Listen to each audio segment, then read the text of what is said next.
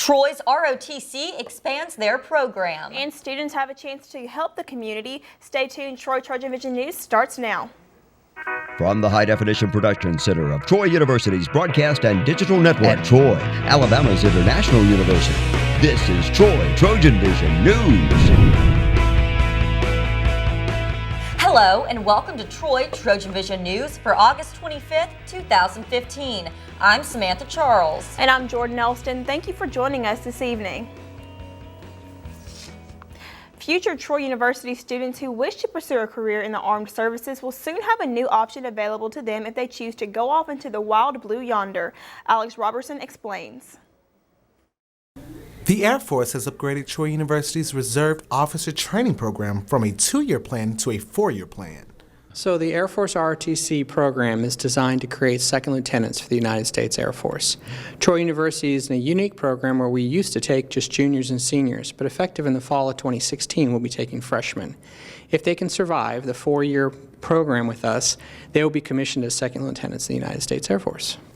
With this program, Troy University students will receive sufficient training opportunities, making them more desirable nationwide. Well, the 4-year program will obviously help us extremely because we had been squeezing everything into a 2-year program, whereas every other detachment in the United States had 4 years to cultivate and groom a student to become a second lieutenant. So we're very excited to have the 4-year opportunity to take a freshman on their very first day, bring them into Troy University, which we've never been able to do before, and train them for 4 years to become second lieutenants. That's always a good opportunity. And this new 4-year program is expected to bring more students to the campus of Troy University.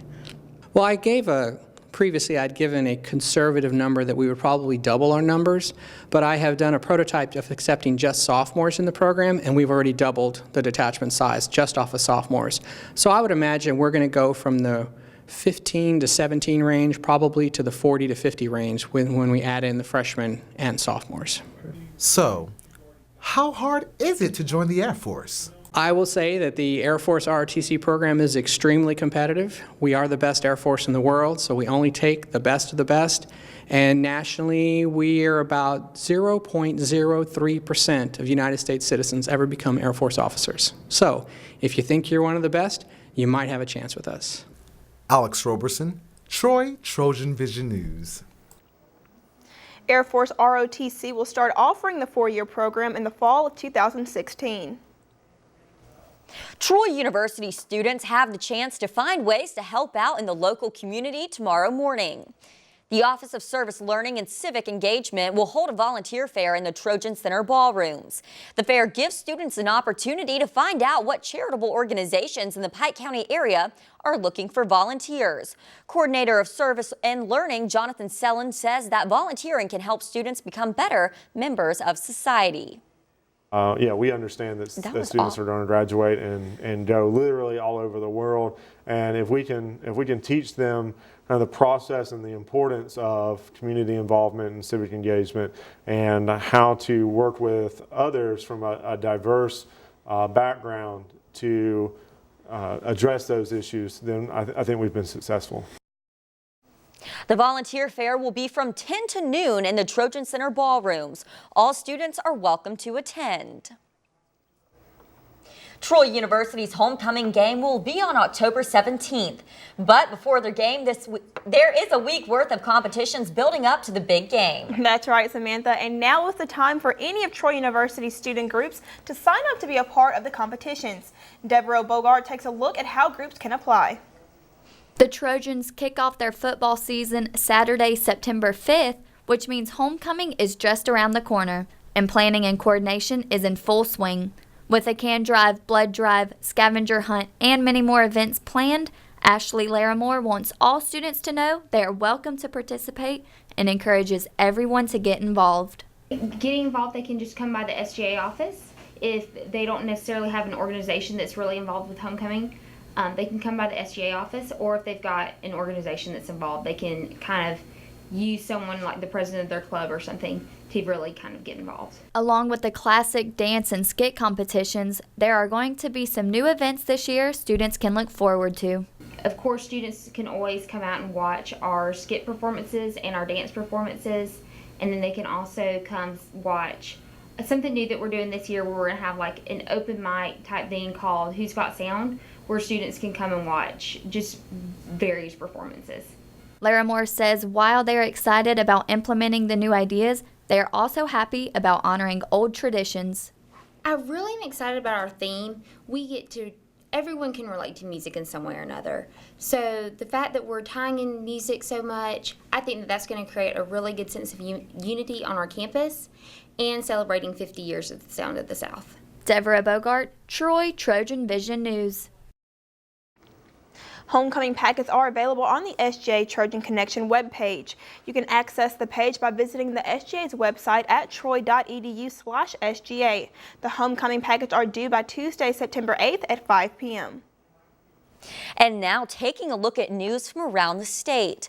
Authorities say a police chase involving a stolen truck in northern Alabama led to a gunfight that left a suspect dead and an ARAB officer wounded. ARAB police officer Jeff Warren was shot in the leg Sunday, and authorities say 36-year-old Christopher Ray Tompkins was killed by multiple gunshots. Montgomery Mayor Todd Strange is seeking re-election against a field that includes former Alabama Congressman Arthur Davis. Polls opened for 12 hours of voting at 7 o'clock this morning.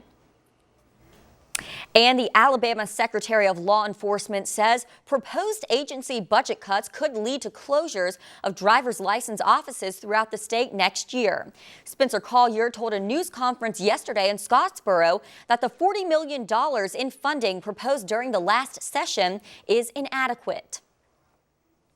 Still to come on Troy Trojan Vision News, learn how the volleyball team is preparing for their first away game Friday against Eastern Kentucky. Khadijah Torbert will have the details coming up in sports. And the 2016 campaign is raising questions regarding immigration policy. More on that after the break.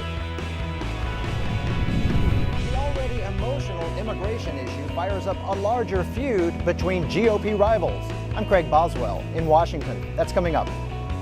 Hey, look at Mommy. Maybe the light hurts his eyes. Maybe she's just not hungry. Look. Maybe it's a phase. Avoiding eye contact is one early sign of autism. Learn the others today. This is Dr. Jack Hawkins. He is the Chancellor of Troy University and a veteran. One of his proudest achievements is helping our military build great careers. That's the warrior spirit.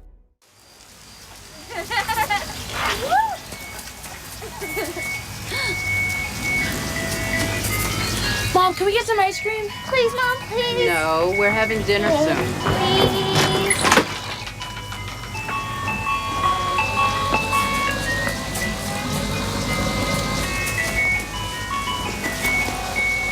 You don't have to be perfect to be a perfect parent.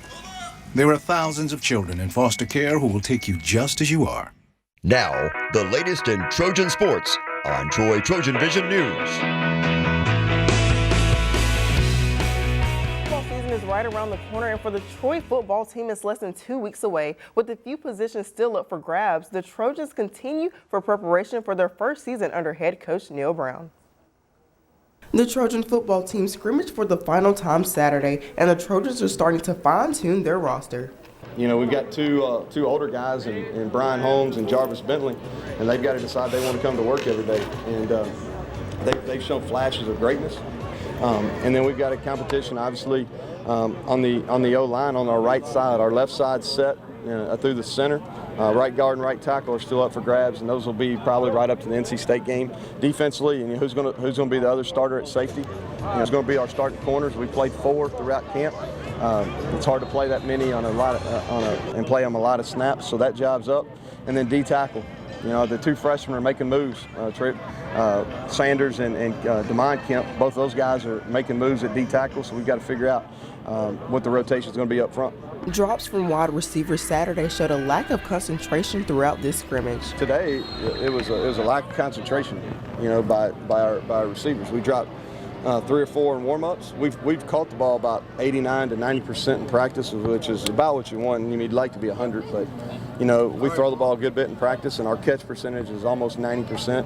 We hadn't had an epidemic of drops.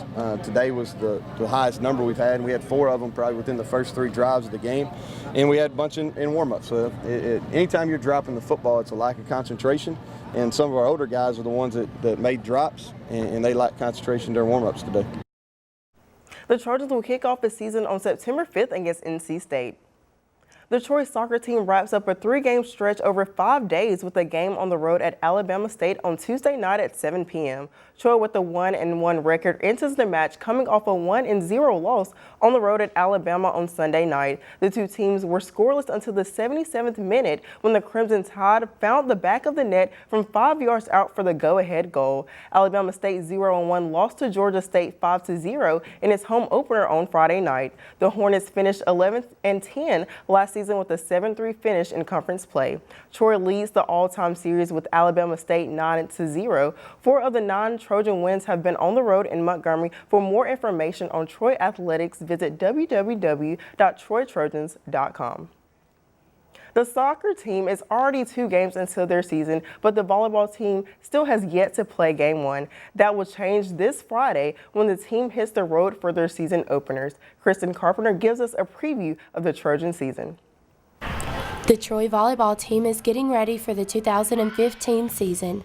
The Trojans have been practicing for the last few weeks and even threw in a warm-up match against a team of volleyball alums to get some actual game action. Head coach Sonny Kirkpatrick talks about some of the differences between this year and last year. I thought our ball control and defense was really good last year. I thought when we were healthy, we had some really good attacking options. I'd like to think that that'll be better this year with some of our additions and some of the extra work that we've had. And we're a little bit taller than we were in years past, so I like to think our blocking will be a little bit better as well.